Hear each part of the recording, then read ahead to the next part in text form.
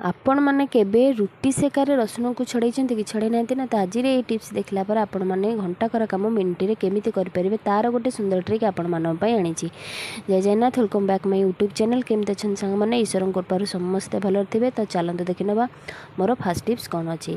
Fast tips अच्छी मोर एमती cello tape नहीं तो ये टेप तो आमर निहाती भाव दरकार पड़े था। तो यार गोटे कौन थाए ना आमर जिते बड़े तार दरकार पड़े तो आम तार एंडिंग पार्टा कोटा जानी न था कारण से इतने पूरा पतला थाए आते पूरा सार्प थाए आमको जमा जना पड़ न था। और जब आपण मानकर नख न तो आपण मैंने जमार भी सेटा को काढ़ी पारे। तो मुझे आपण मान गोटे सुंदर टिप्सटे आनी जोटा कि आपण मान घरे सब आभेलेबल थाए। तो ता साहाय्य आपण मैंने बिना हाथ को कष्ट देकी ताकू केमिति आमे बाहर कर परिबा तार एंडिंग पॉइंटा। देखंतु गोटे कॉइन नहीं जिबे, कॉइन तो समस्त घर आभेलेबल थाए। कॉइन को आपण मैंने जदि जानी पारना कोठी सेटा अच्छी ताले आपण मैंने एमती से कॉइनटा को तापर एमती चलेबे। तो जोठी देखिबे आपण मैंने तार एंडिंग पॉइंटा थिबो सेठी आपण मैंने आराम से आपण मैंने कॉइन साहाय्य आपण मैंने जानी परिबे कि आपण मानकर सेलो टेप्र कोठी अच्छी एंडिंग पॉइंटा। देखो मोर ये अच्छी तो आराम से मत जना पड़गला कॉइन साहाय्य कि ये अच्छी बोली। तो आपण मानू बिना हाथ मान को कष्ट लगनी कि आपण मानकर नख ना आपण मैंने आराम से सेलो टेप काढ़ी पारे। तो देखो मोर नख ना कि आराम से केमती काढ़ी पारुची। यहाँ गोटे सुंदर ट्रिकटा आपण मैंने जिते बड़े एमती प्रोब्लेम फेस करछंती तो आपण मानू काहा को डाकिबा दरकार पड़िबनी। आपण माने गोटे कॉइन साहाय्य सेलो टेप को आराम से काढ़ी पारे। आपण मानकर असुविधा बेले बहुत काम ये टिप्सटी आसीबो। तो चलते देखि नबा मोर नेक्स्ट टिप्स कौन अच्छी। नेक्स्ट टिप्स अच्छी मोर एमती चार्जर को लेकिन। तो चार्जर आपण मैंने तो समस्ते दैनंदिन जीवन में व्यवहार करेंगे।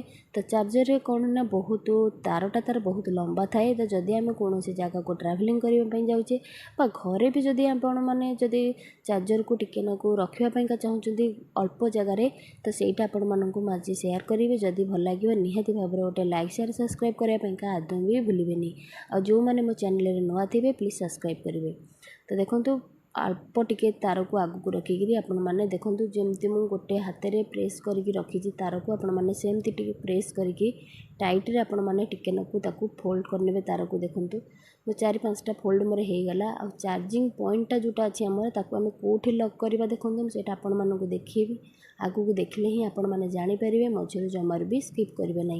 तो देखो चार्जरटा आपण मैंने एमती कर सारापर चार्जिंग पॉइंटा जो अच्छी आपण मानक भितर पूरा भर्ती करार रही जो आमर तार आम गुड़े आ भितर भर्ती कर द्वारा कौन हम ना चार्जिंग पॉइंटा आपण मानकर जमार भी खसबनी। जदि आपण मैंने ठीक से फोल्डिंग न करेंगे टिके ढिला भाव में करेंगे तो चार्जिंग पॉइंटा तार खोलीज।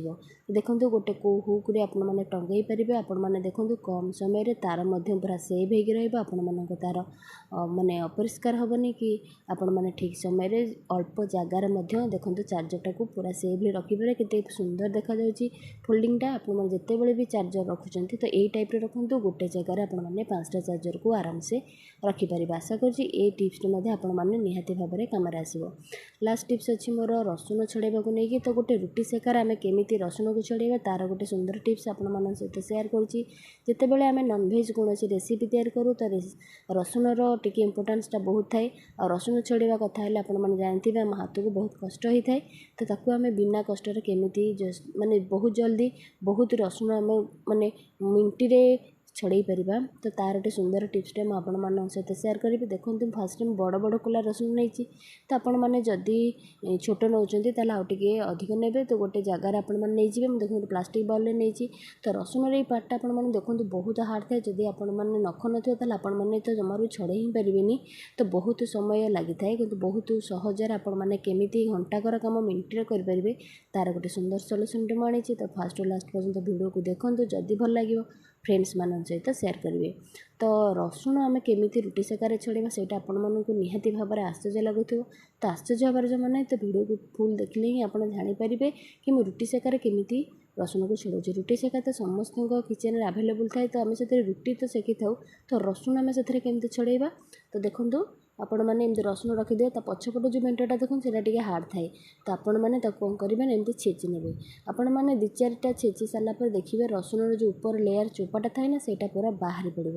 ଯାହାଫଳରେ କି ଆପଣମାନଙ୍କୁ ବିନା କଷ୍ଟରେ ଆପଣମାନେ ହାତକୁ ଜମାରୁ ବି କଷ୍ଟ ହେବନି। ଦେଖିବେ ଆପଣମାନେ ଆରାମସେ ରସୁଣକୁ ଛଡ଼େଇ ପାରିବେ। ଆଉ ଛୁରୀ ପନିକିର ମଧ୍ୟ ଆବଶ୍ୟକତା ପଡ଼ିବ ନାହିଁ। କେତେଜଣ ଅଛନ୍ତି ଛୁରୀରେ ରସୁଣର ମୁଣ୍ଡଟାକୁ କାଟିକି ତାର ଚୋପାଟା ଛଡ଼ାନ୍ତି, କିନ୍ତୁ ଦେଖନ୍ତୁ କିଛି ଆପଣମାନଙ୍କୁ କରିବାକୁ ପଡ଼ିବନି। 2-4ଟା ଆପଣମାନେ ଛେଚି ସାରିଲା ପରେ ଦେଖିବେ ଆରାମସେ କେମିତି ରସୁଣ କୋଲା ବାହାରି ପଡ଼ୁଛି। ଆଉ ଆପଣମାନଙ୍କୁ କୌଣସି ଜିନିଷର ଆବଶ୍ୟକତା ପଡ଼ିବ ନାହିଁ। ତ ଆଶା କରୁଛି ଏ ସବୁ ଟିପ୍ସ ଆପଣମାନଙ୍କ ପାଇଁ ନିହାତି ଭାବରେ ୟୁଜଫୁଲ୍ ଥିବ। ଯଦି ଭଲ ଲାଗିବ ଫ୍ରେଣ୍ଡସ୍ମାନଙ୍କ ସହିତ ସେୟାର କରିବେ, ଯାହାଫଳରେ କି ସେମାନେ ମଧ୍ୟ ଏ ଟିପ୍ସର ଫାଇଦା ଉଠାଇ ପାରିବେ ଆଉ ଇମିଡ଼ିଏଟଲି ଆପଣମାନେ ଏହାକୁ କାମରେ ଲଗାଇ ପାରିବେ। ତ ଦେଖନ୍ତୁ କେତେ ସୁନ୍ଦର ଭାବରେ ଗୋଟିଏ ରୁଟି ସେକାରେ ଆପଣମାନେ କେତେ କମ୍ ସମୟରେ ରସୁଣରୁ ଚୋପାକୁ ଛଡ଼େଇ ପାରୁଛନ୍ତି। ଆଉ ଯଦି ଭଲ ଲାଗିବ ଗୋଟେ ଲାଇକ୍ କରିବାକୁ ଜମାରୁ ବି ପଛେଇବେନି। ରହୁଛି, ଜୟ ଜଗନ୍ନାଥ।